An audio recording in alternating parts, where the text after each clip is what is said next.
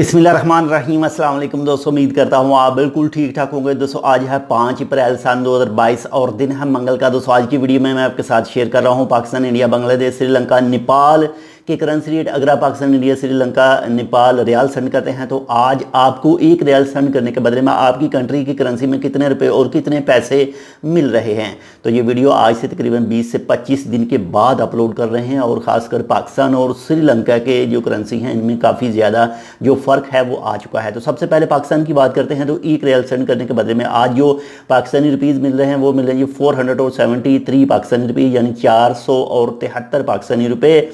इसके बाद में इंडिया की बात करें तो आज एक रियाल सेंड करने के बदले में जो इंडियन रुपीज़ मिल रहे हैं वो मिल रहे हैं 195 इंडियन रुपीज़ एंड 20 पैसा, यानी 195 इंडियन रुपये और 20 पैसे।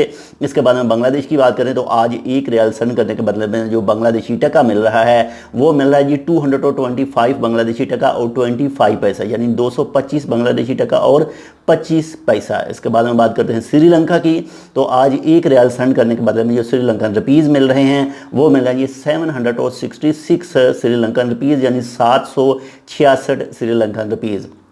इसके बाद में नेपाल की बात करें तो आज एक रियाल सेंड करने के बदले में जो नेपाली रुपीज़ मिल रहे हैं वो मिल रहे हैं 312 नेपाली रुपीज़ एंड 38 पैसा, यानी 312 नेपाली रुपए और 38 पैसे। ये जो मैंने आपके साथ रेट शेयर किए हैं इनमें वक्त के साथ, दुकान के साथ या फिर मोबाइल या फिर बैंक ट्रांसफ़र से इनमें थोड़ा बहुत फ़र्क हो सकता है।